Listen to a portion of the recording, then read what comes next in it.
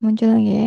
Ya ini Ibu sampaikan dulu, Ibu ulang dulu mengenai apa namanya nutrition care process ya. Jadi NCP atau PAGT ya asupan gizi terstandar itu sebenarnya ya kurang lebihnya ini ya yang ada di lingkaran ini, yang ada di lingkaran ini. Di lingkaran ini ya Ibu mau tidak mau perlu jelasin ini sedikit karena memang ada kaitannya di situ. Jadi untuk pasien ya khususnya yang masuk ke rumah sakit ya yang di opnam itu di tidak semuanya perlu masuk NCP gitu ya dengan alasan ya banyak ya kalau yang NCP itu karena memang ya tidak melulu semua membutuhkan CP asuhan gizi terstandar ataukah memang karena jumlah ahli gizi memang tidak seimbang dengan jumlah pasiennya gitu ya. Jadi memang nanti ada suatu skema ya di mana mana yang akan diidentifikasi mana yang sekiranya membutuhkan apa namanya membutuhkan em, NCP mana yang enggak. Nah, makanya di sini kalau teman-teman lihat sebelum menuju ke lingkarannya di sini ada namanya screening atau referral system ya. Jadi ada screening gizi terlebih dahulu sebelum kita masuk NCP ya. Mungkin NCP teman-teman udah paham ya ada nutritional assessment, nutritional diagnosis, nutrition intervention, nutrition monitoring and evaluation. Sebenarnya juga ini kan lingkaran ya. Jadi suatu sistem ini bisa balik lagi ke sini lagi. Makanya di sini nutrition assessment and reassessment ya karena kalau tujuannya belum tercapai ya akan muter terus tapi kalau nanti tujuannya tercapai habis monitoring evaluation nanti bisa udah keluar sini udah selesai ya. Nah PSG itu tempatnya di mana di nutrition assessment and reassessment ya. PSG itu tempatnya di sini ya PSG ya penilaian status gizi sebenarnya ada antropometri biokimia klinis fisik ya dan juga sebenarnya dietary. Tapi kalau dietary nanti akan ada dosen lain yang menyampaikan. Ya. Jadi kalau saya hari ini insya Allah fokusnya ke screeningnya ini ya dan juga yang di PSG nanti kalau misalnya masih sempat ya karena screeningnya sendiri cukup banyak ya materinya screeningnya. Nah, screening ini fungsinya untuk apa sih Mbak? Mas screening gizi fungsinya untuk apa? Ada yang masih ingat nggak? Siapa? Salah nggak apa-apa. Screening fungsinya untuk apa? Izin menjawab, Bu, Mm-mm, mm-mm. untuk Monggo, Mbak siapa? bahasa, Iya, Anggih, bahasa. untuk Monggo. mengetahui apakah pasien tersebut itu berisiko malnutrisi atau tidak, Ibu.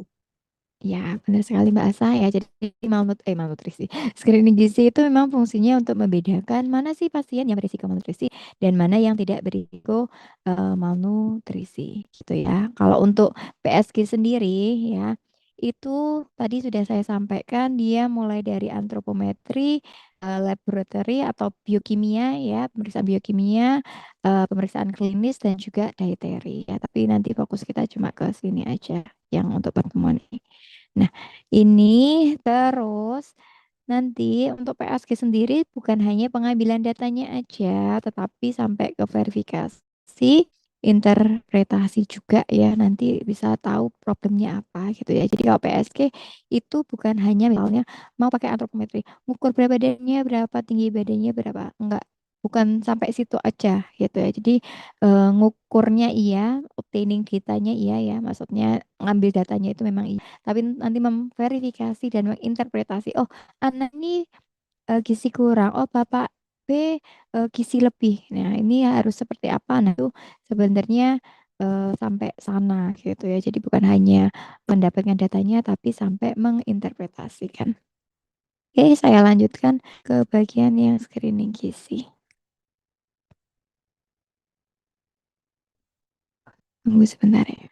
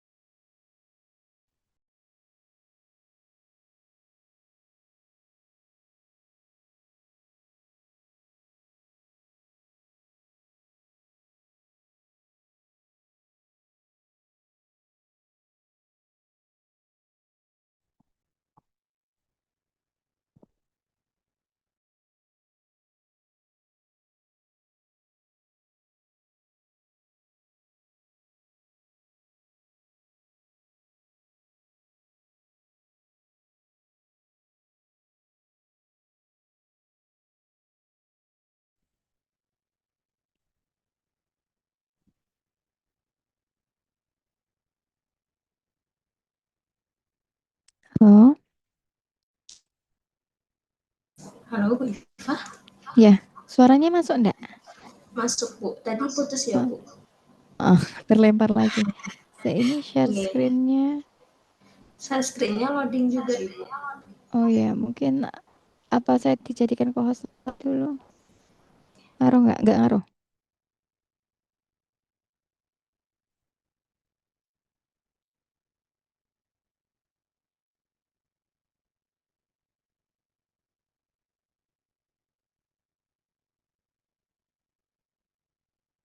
Oke. Kelihatan nggak? Sampun Bu. Kelihatan ya. Dah. Oke, nanti kalian nge-zoom sendiri ya biar saya masih kelihatan dikit. Untuk teman-teman ini yang angkatan ini tuh yang ada Mrs. Mazuin itu apa bukan? Dulu materi ini yang nyampein siapa? Screening gizi.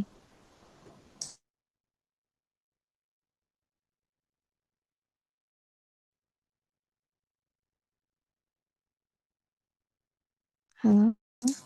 Ada yang bisa jawab deh. Izin bertanya, izin. Oh, untuk Iya. materi PSG screening dulu Bu Ifah yang ngajari Bu. Heeh. Iya. Untuk PSG yang bagian screening itu kalian ada Mrs. Mazuin itu atau angkatan yang lainnya itu? Yang dosen dari UITM. Mungkin angkatan lain nih Bu. Angkatan lain ya, berarti Oke. bukan angkatan kalian. Oke. Ya udah berarti kan malah ya udah kemungkinan cukup Recording in sama progress. ya. Oke, mungkin ini tadi kayaknya teman-teman sudah paham ya bahwa kalau screening gizi itu fungsinya memang untuk mencari mana pasien yang berisiko malnutrisi dan mana yang tidak berisiko malnutrisi. Nanti materinya mungkin bisa dibuka-buka lagi saja ya. Untuk komplikasinya ketika malnutrisi tidak tertangani apa ya biasanya nanti lebih parah, komplikasinya lebih banyak. Terus apa namanya? em, Kayak kejadian keparahan penyakitnya, terus juga resiko kematiannya juga akan lebih tinggi ya. Nanti untuk metodenya ini memang em, pengantar saja ya. Untuk yang apa namanya NCP sama untuk yang screening gizi. Oke, ini tadi sebenarnya agak mirip dengan yang yang lingkaran. Jadi screening gizi itu di rumah sakit A ada 20 pasien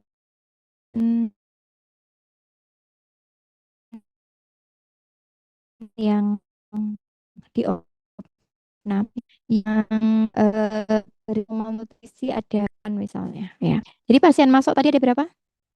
20 ya. Pas, ya. Yang di screening gizi ada berapa? 20 Bu. Ya, 20 ya. Alasannya kenapa, Mbak?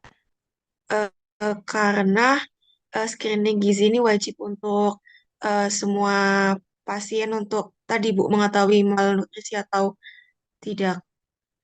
Oke, ya benar ya Mbak Asa. Jadi seperti itu ya teman-teman. Jadi semua pasien itu SOP-nya wajib untuk di screening. Jadi kalau ada pasien yang masuk 20 yang mendapatkan screening gizi itu juga ada 20. Oke, tadi yang berisiko malnutrisi ada 8. Berarti yang tidak berisiko yang di sini berarti ada 12 ya. Jadi yang 12 pasien bisa diberikan diet normal atau diet standar saja. Ya, nanti kalau misalnya tujuannya tercapai ya, ya sudah pasien misalnya sembuh kayak gitu, pasien boleh pulang. Ya, tapi kalau misalnya kok tujuan belum tercapai, pasiennya kok masih belum pulang, berarti perlu di rescreening ulang seperti itu.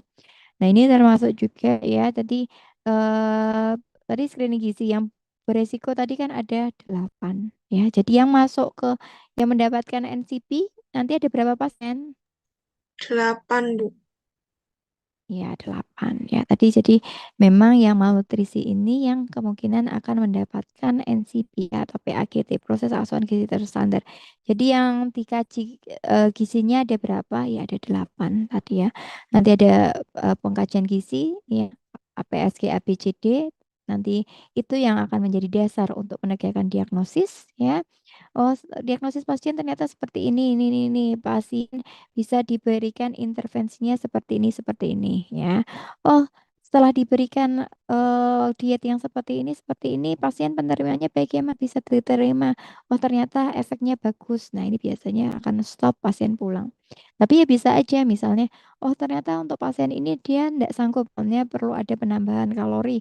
Pasiennya tidak bisa maksimal karena mungkin misalnya mual muntahnya kok masih ya berarti nanti perlu pengkajian lagi gitu ya, perlu monitoring evaluasi dikaji lagi, diagnosisnya dicek apakah masih sama atau ada perubahan, intervensinya bagaimana, apakah masih diteruskan atau harus berganti, nanti di monitoring dan evaluasi gitu ya. Itu nanti akan selalu dilakukan. Nah, ini ya screening gizi di rumah sakit memang syaratnya cepat, sederhana, sensitif ya. Eh, Mungkin itu ini manfaatnya ya. Jadi kalau memang tersedia baik ya, resiko malnutrisinya diketahui, nanti bisa diberikan intervensi yang sesuai ya. Nanti akhirnya kondisi pasiennya membaik ya, asupannya lebih baik, antropometri indikatornya juga akan membaik. Nanti apa ya, prognosisnya juga akan lebih baik juga gitu ya. Komplikasinya rendah, masa rawat inapnya juga akan lebih singkat ya. Akhirnya itu akan menghemat biaya ya, menghemat kosnya. Nah, ini memang untuk SOP-nya screening gizi itu dilakukan maksimal 24 jam ya dari sejak pasien masuk gitu. Ini yang melakukan screening gizi memang tadi sudah saya sampaikan bahwa memang bukan ahli gizi ya, tapi tenaga medis yang lain, misalnya perawat ataukah dokter ya, karena memang semua pasien yang masuk berhak untuk di screening seperti itu. Nah, kalau mengandalkan ahli gizi nanti ahli gizi padahal satu bangsa itu cuma satu ya. Akhirnya nanti untuk NCP-nya siapa yang mengerjakan ya. Jadi memang screening sebaiknya dilakukan oleh dokter atau perawat. Nah, nanti ketika udah masuk ke AGT, tadi ada bagian pengkajian gizi atau asesmen gizi ya, sama saja pengkajian gizi dan asesmen gizi itu yang melakukan baru ahli gizi. Ini tadi ya kriteria alat screeningnya mungkin kayaknya yang perlu kita review langsung saja ke formnya ya, ke formnya. Jadi yang pertama mungkin kan karena ada ini ya, ada yang untuk anak-anak, ada untuk dewasa dan untuk lansia. Kita mulai dari yang anak-anak dulu gitu ya. Yang pertama ada PYMS, PYMS ya ini memang dikembangkan di Inggris untuk usia 1 sampai 16 tahun ya. Ini memang dari Aspen ya, dari Eropa ya karena tadi dari Inggris tadi ya. Jadi ada beberapa hal yang memang dilihat seperti itu. Nah, ini untuk apa namanya formnya ya. Mungkin saya hapus dulu ya. Oke, kalian saya sedikit zoom ya sambil dikerjakan ya. Misalnya ada seorang anak ya, Agi, usia 6 tahun ya misalnya. Ini sebenarnya ya perlu lihat tabel IMT ya, tapi anggap aja misalnya IMT-nya tidak di bawah cut off ya, tidak di bawah standar. Berat badan Sebelumnya misalnya 6 tahun berapa ya? Misalnya 19 kilo, sekarang juga 19 kilo. Pasien selama 1 minggu terakhir ada penurunan asupan, ya. Terus status gizinya dipengaruhi oleh penyakitnya, misalnya dia sakit apa ya? TB, kayak gitu ya. Dan itu mempengaruhi asupannya. Oke, berarti skornya berapa? Tadi untuk langkah yang satu dapat skor apa pasiennya? Tadi Nol, Bu. 0 ya, karena tadi tidak di bawah ya. Karena tadi pasiennya itu eh, di atas ya, di atas cut off. Terus langkah nomor 2, mengalami penurunan berat badan akhir ini. Tadi sebelumnya 19, sekarang 19.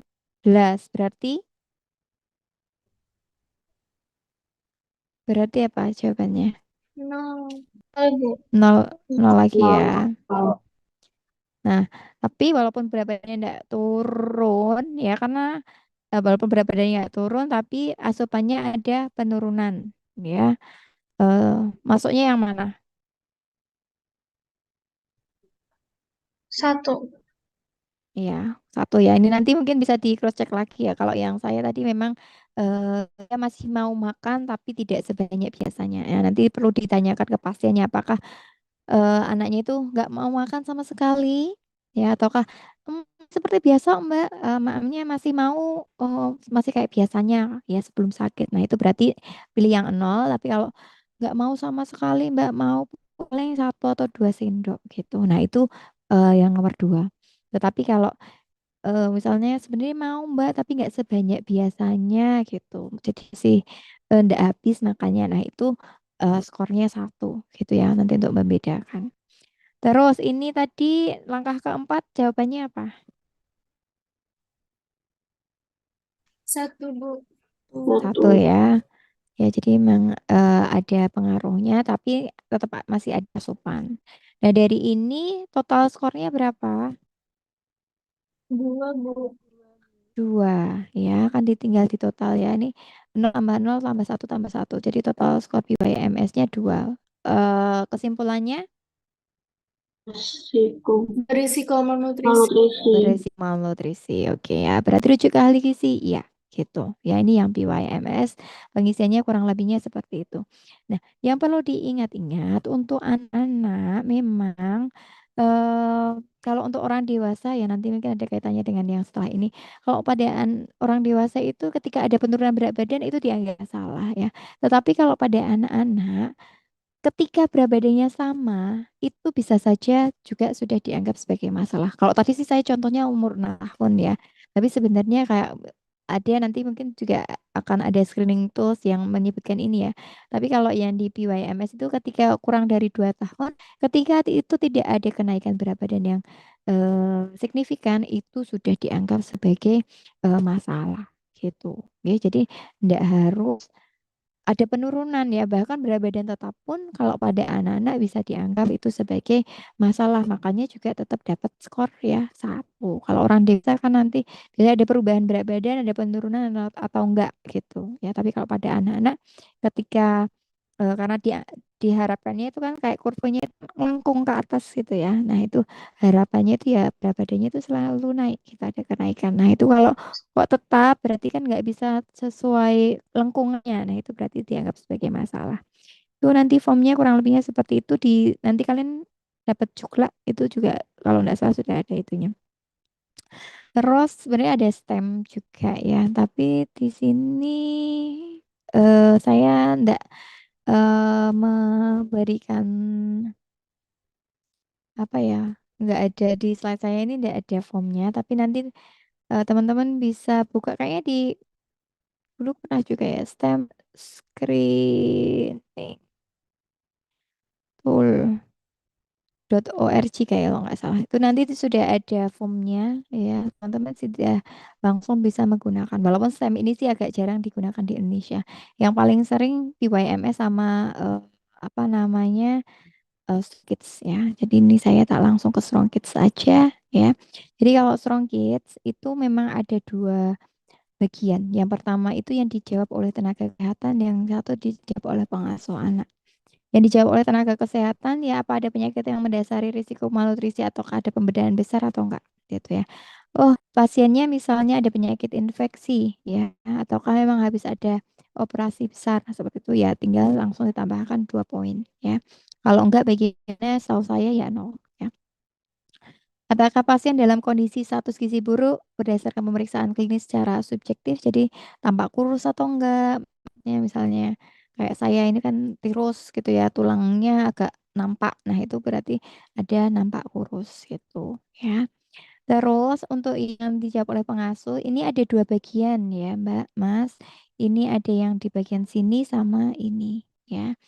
Nah, ini apakah hal-hal di bawah ini ditemukan pada anak? Misalnya, ketika ada salah satu ya, itu dapat 1 poin minimal satu ya itu dapat 1 poin ya. Jadi misalnya pasien tidak ada diare, tidak ada muntah, harus ada kriterianya lah lebih dari 5 kali ataukah lebih dari 3 kali ya. Dan atau ya, jadi bisa diare dan muntah, bisa diare aja ataukah muntah aja ya. Tapi itu dianggap nanti kalau memang memenuhi frekuensinya itu memenuhi berarti ada jawaban ya.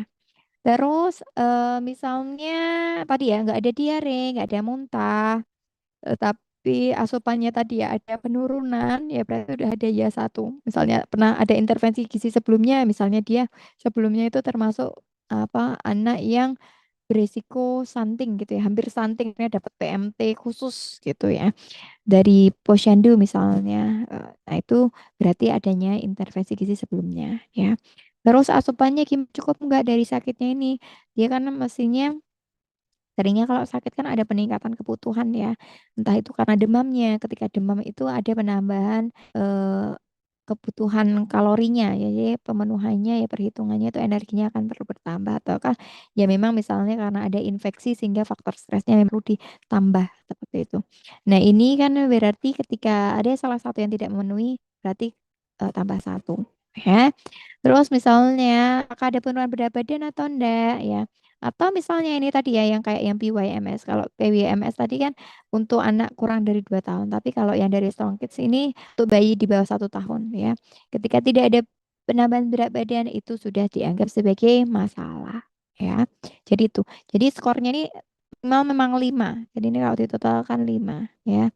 Jadi misalnya ya ini ada 2, ini ada ini tadi 2, ini satu. Terus kalau ini ada 1 tambah 1 yaitu nanti 5. Nah, bisa dilihat bahwa kalau pada yang Strong Kids ini apa namanya semua itu maksudnya kategorinya berisiko gitu ya. Bisa resiko rendah, resiko sedang, atau resiko tinggi. Jadi tidak ada kategori tidak berisiko. Kenapa?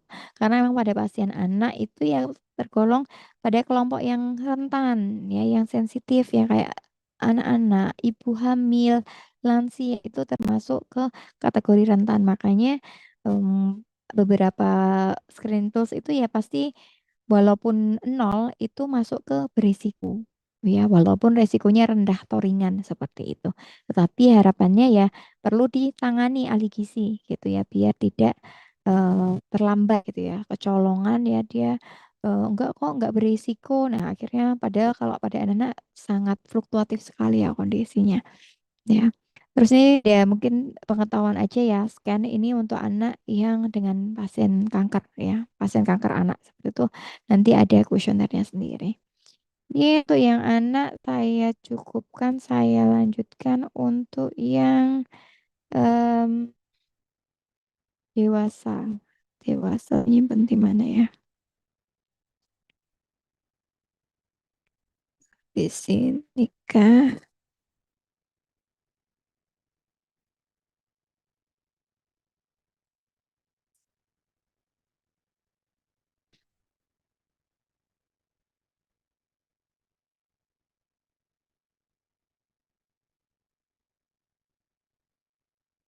Ya, ini untuk yang screening gizi dewasa ini mungkin di awal ini hanya langkah-langkah penyusunan screening ya. Prosesnya seperti apa? Langsung saya lanjutkan untuk dewasa memang yang paling banyak yang dipakai itu NRS 2002 MST, MUST ya. SNAQ hampir tidak pernah saya dengar ada rumah sakit yang pakai itu. Nanti juga akan dijelaskan mungkin juga alasannya kenapa kalau SNSD ini kan pengembangan baru ya. Ini yang dikembangkan di Indonesia sebenarnya sangat bagus, sangat potensinya menurut saya sangat besar. Cuma memang kalau dari pas saya bimbing mahasiswa PKL itu tidak ada rumah sakit yang menggunakan SNSD gitu. Jadi nanti mungkin saya akan fokus ke tiga itu ya dari NRS 2002, MSD, MUSD. Nah, terus ini ya, ini parameternya. Jadi apa aja sih kalau untuk yang apa namanya screening tools yang ada ya pada orang dewasa yang digunakan di orang dewasa itu variabel yang ditanyakan itu memang berbeda-beda. Tapi sebenarnya ada satu variabel yang pasti semua ditanyakan ya pada screening tools tersebut ya. Misalnya apa? Ini ya. Perubahan berat badan atau penurunan berat badan terakhir itu semuanya menanyakan ya. NLS 2002 nanyain, MST nanyain, MUST juga menanyakan ya. Asun bagaimana? Ada yang menanyakan, ada yang enggak. Tapi sebagian besar menanyakan ya untuk nafsu makan ataukah asupan ya. IE juga sebagian besar menanyakan, walaupun tidak semua. Keparahan penyakit juga ditanyakan ya. Yang NRS 2002 ini tambah untuk yang usia ya. Ini mungkin sambil saya jelaskan sekalian ini dewasa sama lansia aja sekalian ya. Pada lansia itu ada namanya MNASF ya, Nutritional Assessment. Mungkin dari kalian ada yang bisa menyampaikan bedanya screening tool sama assessment tool.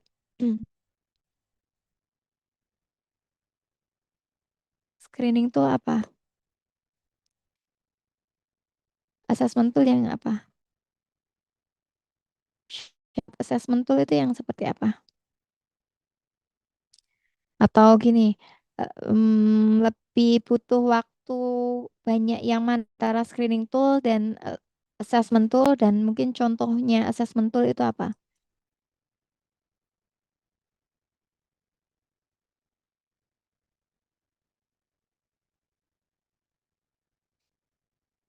Apa?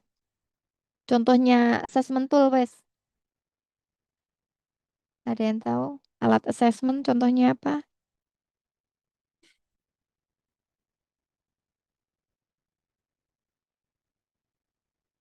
Ada yang tahu? Atau kalau nggak tahu, mungkin bisa menyampaikan. Jadi saya paham bahwa memang kalian tidak jawab karena sudah lupa gitu ya, bukan karena sudah tidur. Apa?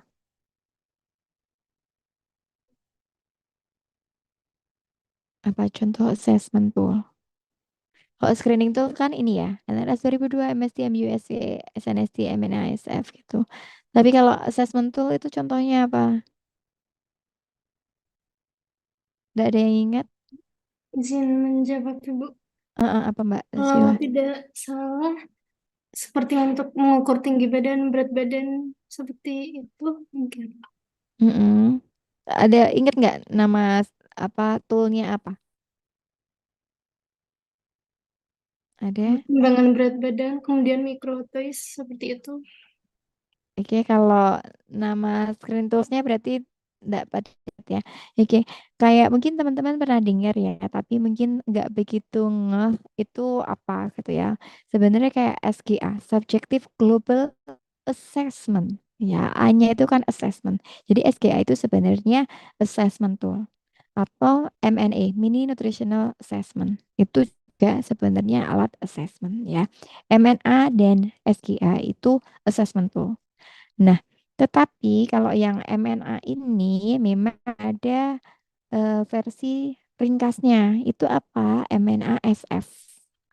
MNA yang short form atau ada yang short form MNA gitu juga ada. Jadi SFMNA. Tapi kurang lebihnya itu. Jadi kalau MNA itu assessment tool, tetapi kalau MNASF itu screening tool ya. Semoga teman-teman paham ya. Jadi kalau screening tuh kan tadi ya cepat mudah pokoknya kayak gitu. Tapi kalau assessment tuh dia pemeriksaannya emang lebih mendetail, tuh butuh waktu yang lama dan biasanya biayanya juga lebih besar gitu ya karena pemeriksaannya berapa ada yang perlu pemeriksaan macam-macam seperti itu. Nah, makanya Tadi ya kalau yang perlu di screening yang semua bisa lah kalau screening karena tadi cepat mudah seperti itu. Tapi kalau assessment emang nggak semua pasien bisa di assessment ya karena kalau assessment itu pasti udah masuk ke bagian NCP ya kayak gitu. Jadi kalau yang apa namanya itu ya, jadi di sini kan makanya tulisannya MNASF ya. Apakah beda sama MNA? Beda gitu ya. Kalau MNA itu assessment tool, tapi kalau MNASF itu yang screening tool ya. Jadi kalau yang MNASF ini memang lebih untuk pasien lansia ya. Yang MNASF itu screening tool dan juga assessment tool untuk pasien lansia seperti itu. Oke. Nah, untuk yang SGA bagaimana itu memang lebih ke assessment tool, cuma kalau yang saya tahu di bagian bangsal tertentu mungkin nanti sudah nggak butuh screening tools ya, langsung memang butuhnya assessment tool. Contohnya apa yang saya tahu itu HD, bangsal HD, hemodialisa, dan juga ICU. Ya, itu mungkin beberapa udah langsung pakai SGA. Kenapa? Karena eh, ya mereka berisiko gitu. Jadi memang udah langsung masuk ke assessment ya. Akhirnya udah nggak perlu pakai screening gizi, udah langsung pakai assessment gizi ya. Jadi nggak di bangsal-bangsal tersebut kadang kayak ini di screening dulu nih pakai SGA. Oh, sebenarnya ya SGA itu assessment tool, tapi memang di pasien-pasien tersebut kan memang ya pasti harus screeningnya pun nanti akan berisiko gitu ya. Pasien ICU sama HD itu memang butuh penanganan dari ahli gizi ya, mungkin seperti itu. Nah, di sini kan ada macam-macam mereka nanyainnya berbeda-beda gitu ya. Walaupun nanti juga ini kayak recent apa perubahan berat badan penurunan berat badan akhir ini juga semuanya menanyakan nanti mungkin bisa kita lihat apakah pertanyaannya memang sama atau tidak gitu ya. Nah di sini MNASF itu juga akan menanyakan pergerakannya, masa mobilitasnya, mobilisasinya pasiennya itu bisa eh, ke kamar mandi sendiri atau tidak ya, kan sendiri bisa apa enggak, stres atau enggak, demensia atau tidak. Nah itu pada lansia memang hal-hal tersebut sering terjadi ya, makanya juga akan ditanyakan ya. Akan ditanyakan karena juga akan mempengaruhi status gizi pasien ya. Kalau ada demensia itu kecenderungannya nanti status gizinya memang lebih rendah gitu ya.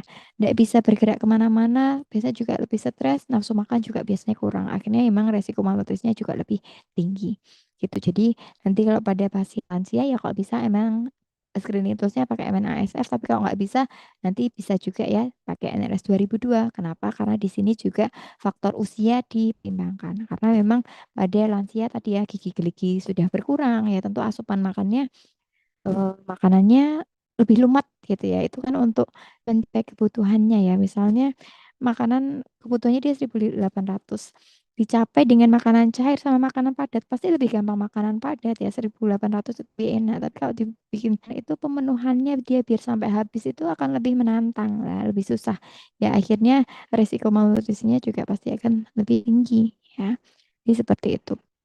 Nah, di sini ada bisa dilihat teman-teman ini ada ranking. Rankingnya ini berdasarkan dari mana? Dari ADA. Memang perankingannya ini dari tahun 2010, tapi ya juga dipakai. Jadi memang ranking satu itu yang sangat baik itu NRS 2002 ya. Yang lainnya ranking 2 itu artinya bagaimana sudah cukup baik ya.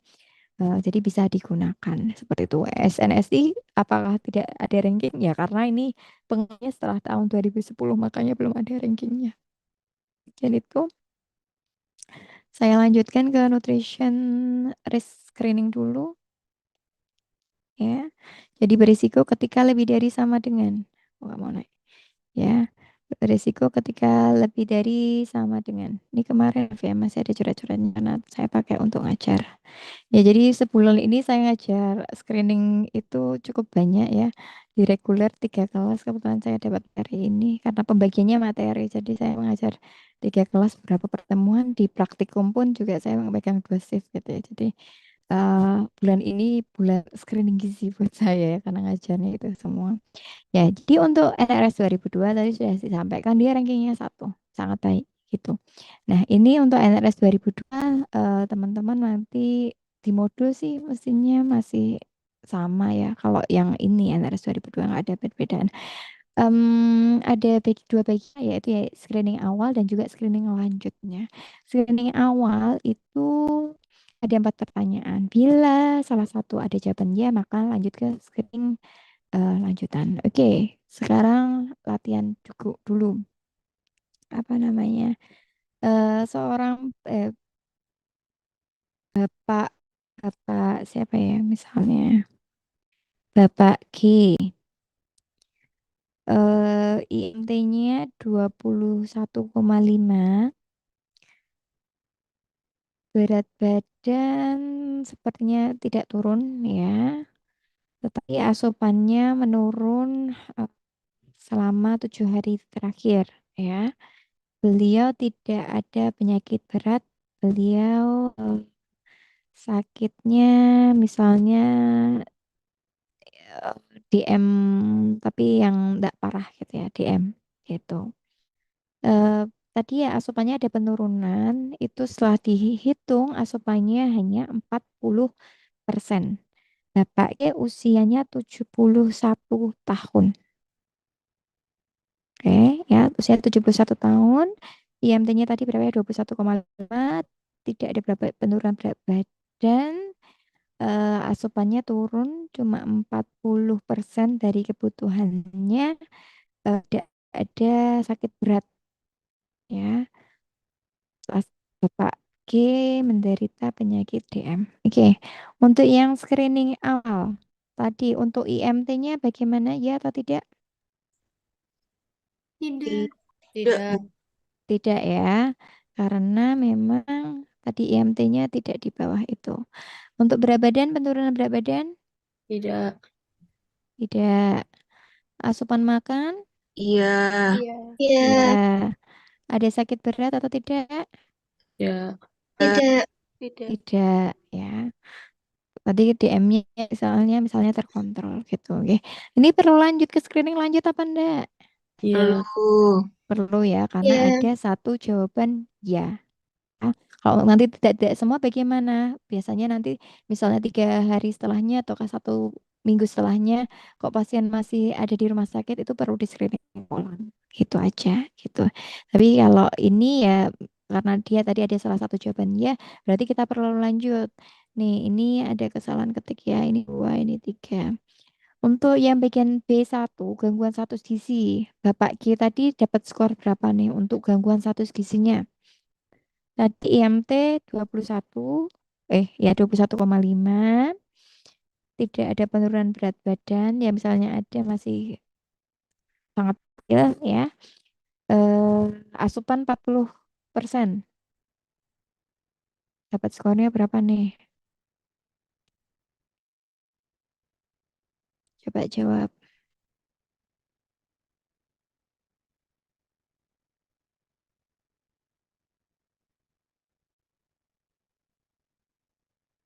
Gimana?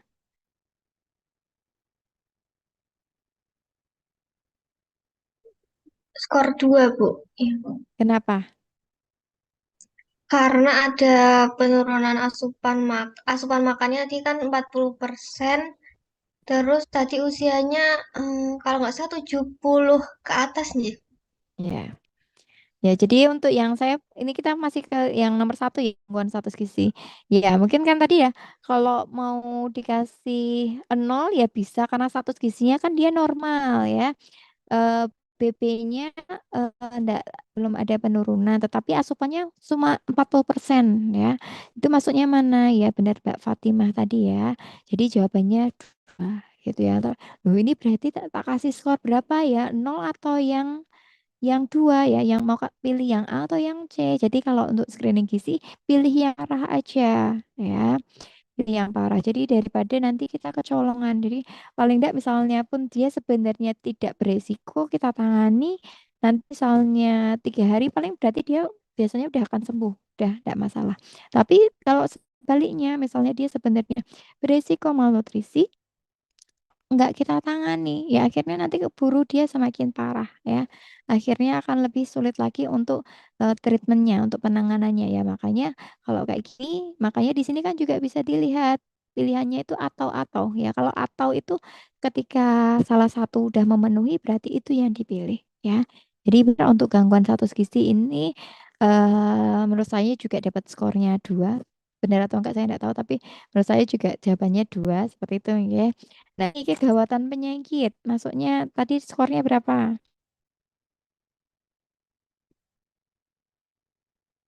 Maksudnya berapa? Untuk kegawatan penyakit dapat skor berapa ini? 1. 1 ya, memang 1 ya. Kenapa? Karena tadi ya pasiennya memang sakit DM. Nanti termasuk juga misalnya ya, dia sebenarnya juga sakit DM, tetapi karena apa glukosa darahnya misalnya tidak tertangani, akhirnya hipoglikemia, akhirnya masuk ICU ya.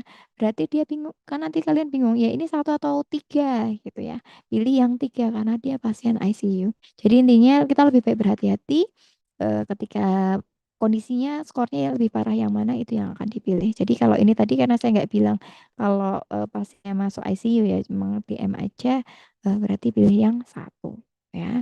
Berarti terus tadi usia pasiennya bagaimana? Usianya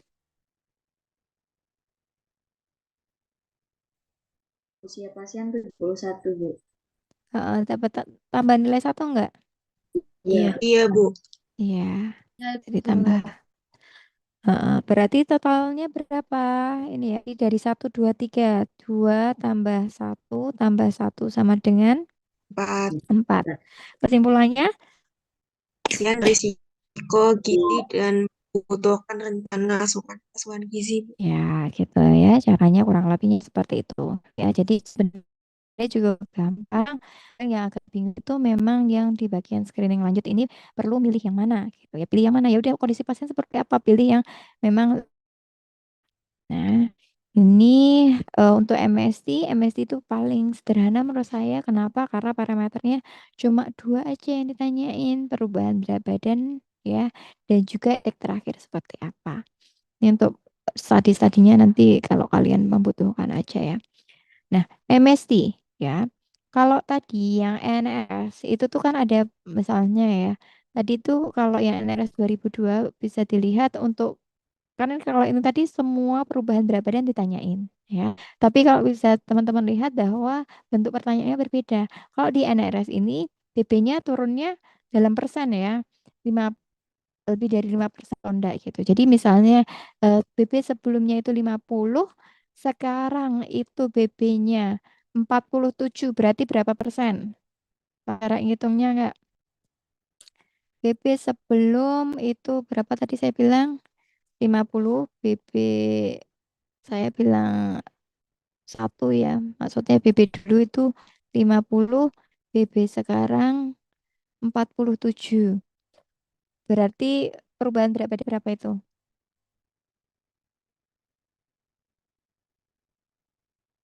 3 kilo. Berapa persen? 6%, Bu. Iya.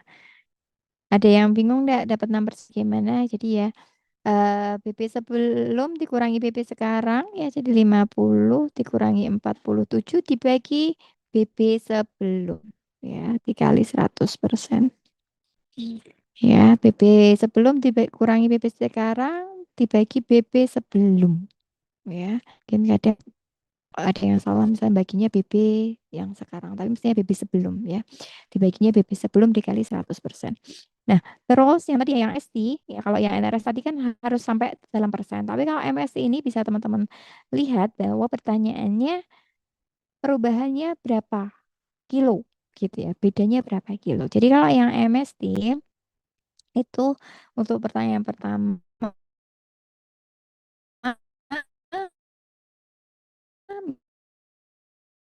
misalnya di dan kurang dia misal 3 kilo berarti dapat skor 1 gitu. Oh, ada perubahan berat badan sebelumnya 75 sekarang juga 75 berarti tidak atau skornya 0. Nah, terus tapi kalau misalnya sebelumnya berat badannya 75 Mbak. itu ikut posyandu 2 bulan yang lalu misalnya, yang kemarin nggak ikut posyandu gitu karena udah nggak bisa jalan misalnya, dan sekarang pun kemarin juga nggak bisa ditimbang karena pasiennya tidak sanggup berdiri gitu ya misalnya. Nah itu nanti skornya berapa? Ya kan nggak ketahuan ya berat badan sekarangnya berapa, atau sebaliknya berat badan terakhir tahu tapi yang beberapa bulan yang lalu tuh tidak diketahui. Nah ini berarti ragu-ragu. Kalau ragu-ragu dapat skor berapa? 2. 2 ya ini ya, jadi dapat skornya ini 2. Jadi loh, ragu-ragu kan belum tentu turun Bu, bisa aja berat badannya tetap, bisa aja juga mungkin naik ya, tapi kenapa kok langsung dapat skor 2? Nah itu ya, balik lagi ke prinsipnya, mending kita hati-hati ya daripada nanti kecolongan gitu. Jadi ketika ragu-ragu pun dia langsung dapat skor ya, dan skornya ini bukan cuma 1 ya, tapi langsung 2 gitu. Nah, terus ada penurunan nafsu makan atau enggak ya, ataukah misalnya ada gangguan gastrointestinal ya, menelan, mengunyah ya, misalnya seperti itu nanti juga akan ada dapat skor 1 gitu. Nah, misalnya tadi ada seorang pasien Ibu D, berat badan sebelumnya 50, berat badan saat ini tidak diketahui. Pasien tidak ada penurunan asupan. Dapat skor berapa MSI-nya? Dan masuknya 2. eh 2 ya.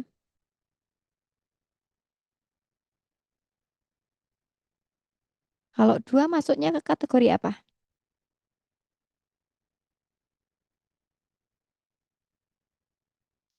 Dia hasil screeningnya kesimpulannya apa?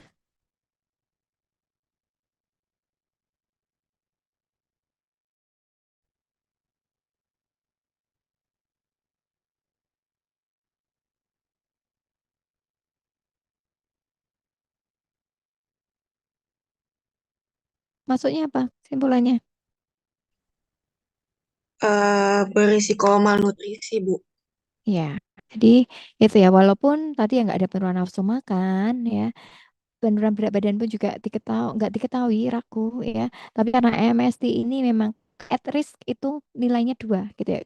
Ketika skornya minimal 2 itu dia udah at risk atau berisiko ya. Jadi ya walaupun tadi berat badannya itu tidak diketahui yang sekarang berapa, tetap, dan juga tidak ada penurunan asupan makan. Ini tetap karena tadi ya dia masuknya ragu, skornya 2 di sini 0 ya. Tapi tambah 0 berapa? 2, masuknya at risk gitu ya. Itu terus untuk yang MUST. Ini ya, MUST bisa pakai yang, kalau yang atas ini bahasa Indonesia, kalau yang bawah ini yang bahasa Inggris ya. Gitu. Ya, sama aja ya. Misalnya, nah kalau yang MUST ini ngitung IMT ya. Jadi kalau ngitung IMT tentu berarti perlu data apa aja? Berat badan, tinggi badan juga gitu ya. Jadi data yang dibutuhkan tuh lumayan banyak menurut saya kalau yang MUSD. Untuk penurunan berat badan pun juga dia dibutuhkan data berat badan sebelumnya, berat badan sekarang, terus dikalikan 100% gitu ya. Dicari berapa persen itunya. Nah, itu mungkin kalau MUSD memang ada 3 step, tapi untuk masing-masing stepnya, halo, saya masih enggak tes Nggih, Bu. suara Masih, Bu. saya. Oh, masih ada, masih ya. Kok kayak, berarti saya share screen ulang dulu ya.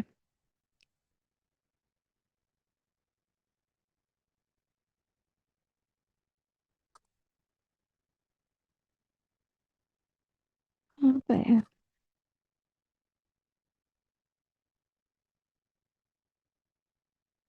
Iya, untuk yang MUSD tadi memang untuk yang ditanyakan lebih banyak gitu ya. Jadi ngitung BMI-nya dulu, terus ngitung. Ups, kok ya bukan salah ya, mestinya kan yang nomor 2.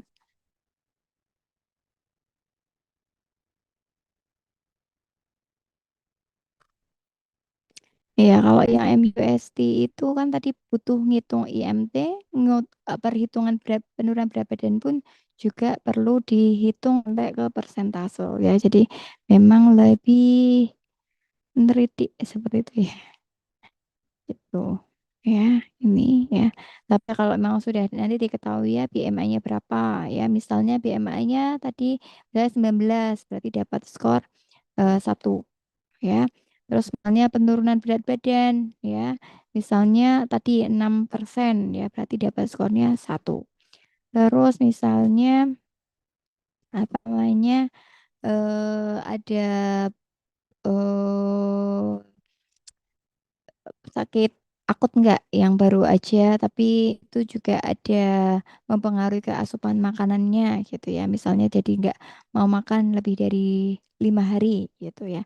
Misalnya ya ini jawab iya atau enggak, misalnya jawabannya enggak gitu ya. Jadi ini 0 ya. 0. Step 4 itu menambahkan aja 1 plus 1 plus 0. Jadi berapa? Total berapa? Dua, Bu. 2. Berarti masuk kategori Resiko tinggi. ya, 2 or more high risk. Ya, maksudnya resiko tinggi. Nah, perlu diapakan? Di sini juga sudah enak ya. Jadi ada apa? Maksudnya setelah itu tindak lanjutnya bagaimana? Diobservasi aja ataukah memang butuh di treatment? Nah, ini ternyata kalau 2 atau lebih sudah perlu di treatment oleh dietitian. Kayak gitu. Ya, mungkin nih NSNSI karena agak jarang dipakai di rumah sakit saya skip aja, saya langsung ini MNE. Ya, MNE tadi sudah saya sampaikan bahwa kalau MNE ini tadi dia itu alat assessment ya, assessment tool ya. Tapi kalau mau pakai screening juga bisa, tapi di bagian sini ya. Tapi mana ya sini ya. Jadi ini itu screeningnya berarti kalau mau pakai ini sebagai alat screening silahkan ditanyakan A, B, C, D, E, F aja gitu ya. Nanti tanyain ya asupannya bagaimana, aturan berat badan bagaimana, bisa bergerak mobilitas atau enggak gitu ya. Terus ada tekanan psikologis atau tidak, ada demensia atau tidak, IMT-nya bagaimana. Nah, itu nanti ketika di total nanti skornya berapa. Ya, itu MNISF. Jadi MNISF itu segitu. Tapi kalau MNI yang full form berarti soal dari A, B, C, D, E, F, G, H, I, J, K, L, M, N, O, P, Q, R. Nah, itu baru yang apa namanya eh, MNA ya. Jadi pertanyaannya tentu akan lebih banyak ya, termasuk di sini ada pengukuran-pengukurannya ya seperti itu ya. Walaupun ketika F ini tidak bisa ya, IMT-nya tidak bisa dilakukan, bisa diukur dengan yang lainnya ya. Nah, ini nanti teman-teman bisa melihat ada pedomannya ya. Kalau MN ini dia itu memang untuk lansia dan paling banyak. Lansia itu sebenarnya screening toolsnya itu ada banyak sekali. Cuma yang paling banyak diteliti, dikaji itu memang MNI ini.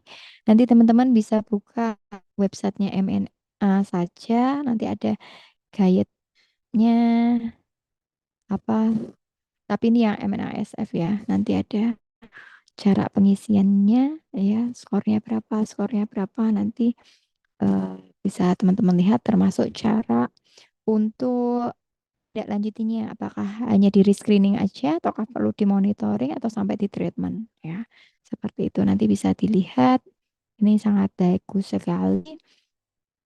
Dan sebenarnya ini bukan cuma bahasa Inggris ya. Tadi formnya itu bahasa Indonesia memang dari sananya sudah ada yang sudah diterjemahkan di bahasa Indonesia ya, bukan yang saya menerjemahkan sendiri atau peneliti yang menerjemahkan tidak gitu ya. Karena ini tadi kan apa ya yang me- me- me- mensponsori penelitiannya kan memang dari ya itu kalau kalian lihat di sini kan ada logonya perusahaan multinasional ya. Jadi itu karena itu dia memang sangat baik sekali. Nanti buka aja websitenya. Untuk yang pedomannya yang guide-nya tadi sebenarnya kalau untuk bahasa yang lain kayak Korea itu sebenarnya ada, tapi untuk bahasa Indonesia memang belum ada, adanya hanya di formnya aja. Ini tadi ya untuk ketika itu ada bisa diganti dengan lingkar betis seperti itu. Oke, jadi seperti itu untuk MNE pertanyaannya dan jawabannya. Yang perlu diingat mungkin kalau MNA ini selain tadi untuk lansia ya, ini juga apa namanya? Kalau teman-teman lihat dari skor screeningnya, kalau yang lainnya kan ketika di atas ini maka beresiko, ketika di atas dua beresiko, ketika dua lebih dari sama dengan dua beresiko, ketika lebih dari sama dengan tiga beresiko. Nah, tapi kalau untuk yang MN ini kebalik ya, dia ketika mendekati 0 itu yang beresiko ya. Misalnya ini ketika skornya 0 sampai 7 aja itu berarti dia malnutrisi. Kalau 0 berarti dia sangat malnutrisi gitu ya. Tapi kalau 7 itu ya memang berisiko malnutrisi, tapi sebenarnya tingkatnya yang agak maksudnya enggak yang parah banget gitu ya. Jadi kurang lebihnya itu untuk yang MNA. Oke, sampai sini mungkin ada pertanyaan dulu, saya stop share dulu. Monggo kalau ada pertanyaan.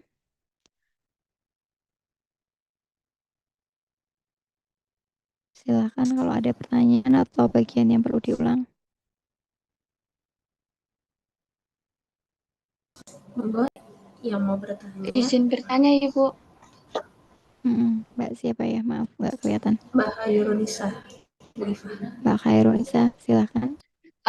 Ibu, izin bertanya di bagian screening dewasa yang NRS 2002, tadi Mm-mm. berdasarkan contoh screening kan DM ya Ibu ya, tapi DM-nya terkontrol. Tapi di Mm-mm. situ di formnya itu tertulis terapi intensif. Nah, misalkan Mm-mm. kalau DM-nya obat gitu ya Bu ya buat nurunin Mm-mm. kadar glukosanya itu apakah Mm-mm. nanti bisa iya ya Bu? Setahu saya tadi tidak kan karena Mm-mm. eh, Tidak ada alasannya DM komplikasi. terkontrol. Mm-mm. Apakah yang Ya. apakah yang DM tiap hari minum obat ini bisa dimasukkan ke iya dari terapi intensif seperti itu? Terima kasih. Ya, jadi ya memang nanti tergantung dari kondisi pasien ya. Kalau dari saya ya memang nanti nonton dari pasiennya kondisinya seperti apa. Karena tadi ya ketika sama-sama dia diagnosisnya DM bisa saja skor screeningnya itu berbeda gitu. Oke, nanti kalau itu tadi kan memang kasus buatan gitu ya biar kalian misalnya paham aja nanti seperti apa. Tapi kalau terapi intensif ya karena kalau DM hipertensi itu sebenarnya tidak, kalau yang akhir-akhir ini sih memang ada yang bilang ada yang tuh sembuh nggak perlu minum obat gitu ya. Tapi kalau yang secara ilmu kan memang sebenarnya itu penyakit yang tidak bisa sembuh, jadi pasti akan minum obat gitu. Tapi kalau hanya yang seperti itu ya saya kalau pasiennya juga masih kondisi baik, menurut saya itu tidak diberikan yang perawatan intensif nggak masalah gitu ya karena ya cuma obatan aja gitu. Tapi kalau mau misalnya kondisi pasiennya kurang, misalnya itu tadi misalnya dianggap iya pun juga enggak masalah gitu ya. Karena juga toh skornya ada 1 ya atau 2 ya atau 3 ya tidak begitu berpengaruh gitu. Oke. Karena tetap akan perlu lanjut ke apa namanya pengukuran yang selanjutnya gitu. Gitu Mbak. Jadi ya bisa bisa kalau itu nanti dianggap mau apa ada terapi intensif gitu ya itu ya bisa aja tergantung nanti kondisi pasiennya gitu. Oke, baik Gimana Ibu, Mbak terima Khairul? kasih banyak. Mm-mm. Ya jadi memang nanti karena tadi ya diagnosis pasien walaupun sama kondisi pasien bisa berbeda sehingga hasil screening gizinya pun bisa ya nilai aja bisa saja misalnya pasiennya ini pasiennya dia juga DM terus ada mungkin komplikasi yang lain ataukah misalnya DM-nya tidak tertangani ada gangren ya sehingga perlu eh, apa namanya terapi yang intensif gitu mau dikasih tadi iya juga jadi ada 2 ya silahkan enggak apa-apa gitu ya kurang lebihnya itu kalau emang ini kayaknya butuh deh ya udah silahkan ditambahkan 2 aja jadi kalian apa masih kan pasti punya justifikasi gitu ya. Ketika itu ada alasannya dan kalian pastikan memang bisa ya nggak masalah gitu. Tadi kan juga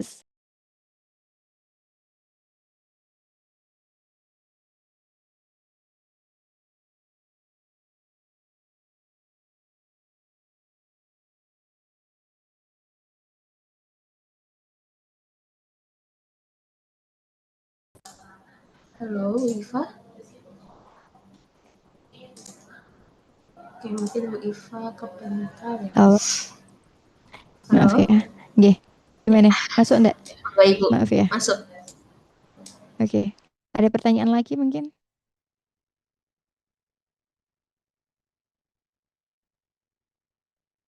Silakan kalau ada pertanyaan lagi. Bu Iva izin bertanya. Mm-mm. Mbak siapa? Angelina, Bu. Iya, Mbak. Em, Tadi kan disampaikan kalau misalkan screening itu tuh dilakukan ketika pasien masuk rumah sakit, awal masuk rumah sakit begitu nggak, Bu? Nah, kalau misalkan dari itu sudah masuk monitoring evaluasi dan belum belum tercapai tujuannya itu apakah di screening ulang atau langsung ke assessment gitu, Bu? Gimana maaf Mbak tadi? Terlewat. Oh, nggih, Bu. Jadi kalau misalkan pasien itu sudah masuk monitoring evaluasi namun belum mencapai tujuannya gitu Bu. Nah, itu tuh Mm-mm. apakah dilakukan screening ulang atau langsung masuk ke asesmennya? Iya, berarti kalau udah monitoring evaluasi kan berarti udah masuk NCP ya? Iya, Enggak, Bu. iya kan? Iya kan? Kalau itu tadi, jadi ngulang ke NCP-nya. Jadi NCP-nya tadi kan ada Nutrition Assessment and Reassessment ya. Berarti reassessment, Mbak. Jadi assessment ulang, bukan screening ulang tapi assessment ulang. Halo? Iya, Bu. Nggih, masuk ya?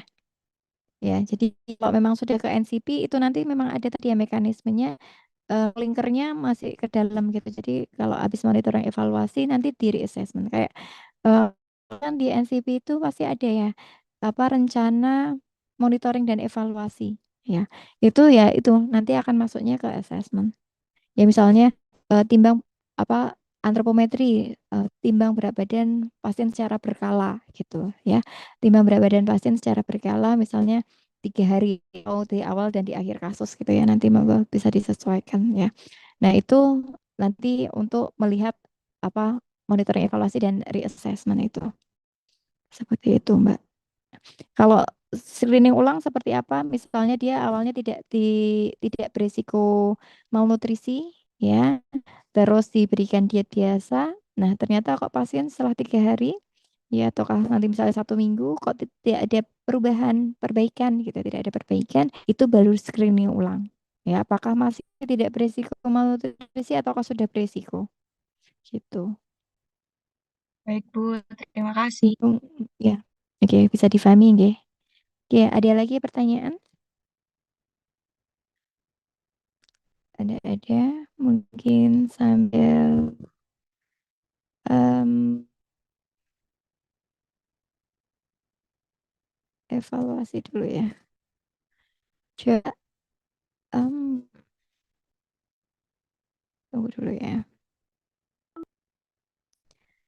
Siapkan HP-nya. Kalau ada yang pakai Zoom-nya pakai HP berarti ini di screenshot terus masuk linknya apa diklik linknya.